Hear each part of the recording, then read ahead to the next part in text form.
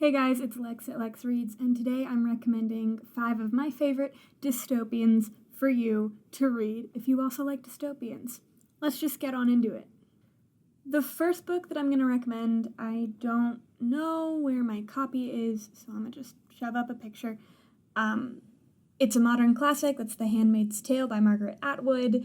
If you don't know anything about this book, it basically takes place in a near future New England, but instead of the United States, it's called Gilead. And I think the coolest thing about this book is that it isn't a science fiction dystopian, so there isn't like science fiction elements. We don't have technology that we're not used to. A lot of the government and things look a lot like how they currently do, which I really think is cool. I think a lot of times dystopians have a very heavily sci-fi element, but in this one they don't have that. And basically, there's this kind of sickness defect where only some women can conceive and have children. So these women are basically snatched up and taken and put into this program where they are placed in families' houses and systematically essentially raped and forced to carry this man's child, and then they give birth and the family keeps the child and they place them in a new home. And Margaret Atwood very specifically on purpose only used technology that we have available to us so that it looks as realistic as possible. It's very haunting, it's very beautiful, a lot of good commentary on women's rights if that's something you're into. So you want to start a class war. This is We Set the Dark on Fire by Taylor K. Mejia. This book follows one protagonist in particular, but 2 young women in this society. It's entirely Latinx, but in this society where affluent men get 2 wives, one who takes care of their planning and finances and staff, and they're supposed to be the man's right-hand woman, essentially. And then the other one bears the children and keeps him happy and keeps the home happy and stuff like that.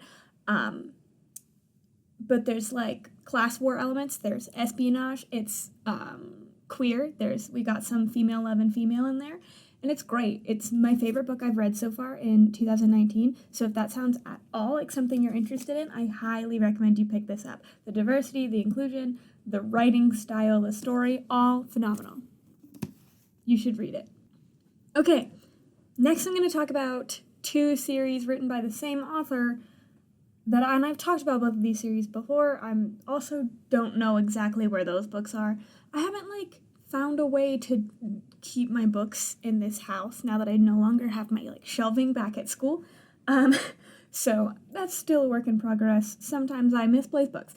Anyway, the first one is the Ugliest series by Scott Westerfeld. And basically, when Scott Westerfeld wrote these books, he was making a statement on plastic surgery culture and internet culture and the desire for everyone to become perfect. And it takes place in a society where when teenagers turn 16, they get this pretty operation that makes them essentially flawless. And the whole idea is that it's supposed to erase hierarchy because everyone is equally attractive and they're all bubbly and kind of airhead for the rest of ever. And we follow one character specifically, but 2 young women, Tally and Shay. Shay, who wants to run away and not get the pretty procedure, and Tally, who has always wanted to have the procedure her entire life. She's been looking forward to it. Shay runs away. She is taken by the government, and the government says, "We'll only turn you pretty if you go and find her." There are 3.5 books. There's 3 books and a companion book. I don't consider the companion book part of the original trilogy. In my brain, it's a trilogy. But it's basically Tally and Shay's story. They are foils of each other. They are both really complex characters. Shay is one of my favorite characters in fiction, fun fact. But I highly recommend that. And then the other one is also technically a companion series to the first one, although you don't really need to read the first one first. It might help if you have some preliminary knowledge of what happens at the very end of the trilogy.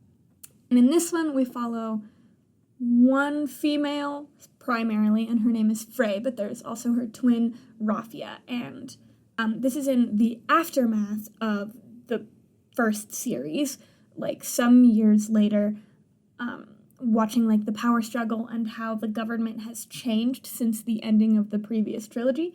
And Frey has been raised as Raphia's body double, essentially, because their father's wife and son had been murdered, and in order to prevent that, he raised one of his children as like the face of his child and the other one to be in any situation where she might get attacked. So Frey basically isn't a person, unfortunately. Like, she isn't given any autonomy, and in negotiations with the nearby-ish town, city, state, the negotiation is they will let Frey and Raphia's dad's people, like, mine in their area if they can have Raphia while it's happening. Like, basically as leverage. And so instead of Raphia, they send Frey. And this book series is ongoing. So we have 2 books. I'm pretty sure there are 4 total. The third one comes out later this year. They are phenomenal.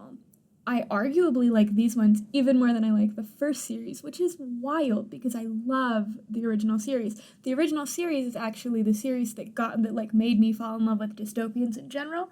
So there's that. How wild. I have a runner-up as normal. I have an honorable mention. That's Anthem by Ayn Rand. If you haven't read Anthem by Ayn Rand, it's a short read. It's a really good story about 2 individuals who escape this totalitarian, authoritarian government and go create a life on their own. So it's less overthrow the government, which happens in a lot of dystopians, and more how do we create a life for ourselves entirely separately from this institution that has been built that we don't fit into. And it's really beautiful. It's a quick read. It's not that many pages. I want to say it's only 200 and something pages. It's very short. It's very good. I highly recommend. And, of course, you know where it's going. You always know. It's The Hunger Games by Suzanne Collins. I'm in the middle of a reread for this series. I just have Mockingjay left. And in my reread, I reread it at least once a year, so I'm not saying like it's been 8 years since I've read this and it's still phenomenal. Every year when I read this, I remember and my love is reinvigorated for this series because it is so stunning. The commentary, phenomenal. This series is so relevant right now, as I think a lot of dystopians are very relevant right now. And I think that if you have not given this a reread, or if you haven't read it in the first place, you should. And if you don't know anything about this, I'll keep it very brief because I'm sure everyone knows about the Hunger Games at this point. We follow 2 individuals, Katniss and Peeta. Katniss is our protagonist, who get reaped to be in the 74th annual Hunger Games. And the Hunger Games is basically the government punishing the people for an attempted uprising. 75 or so years prior. And so every year, each district, there are 12 districts in the country, have to send 2 young people, 12 to 17, like teenagers and children essentially, to fight to the death in an arena where only one can live. And we follow Katniss and Peeta, who have both been reaped and are sent to the Hunger Games. This series, phenomenal. The book, phenomenal. The characters, phenomenal. If you haven't reread it, give it a reread. Then let's talk about it. It's so good.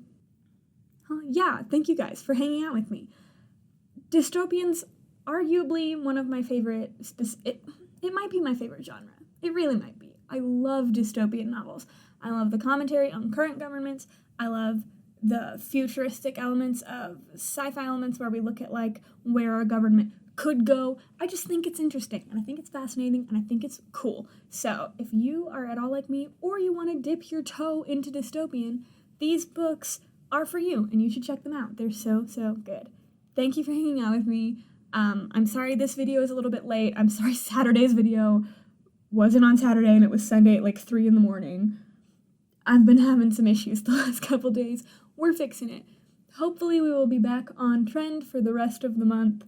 I make no exact promises, but thank you for hanging out with me. I will see you tomorrow. Goodbye, friends.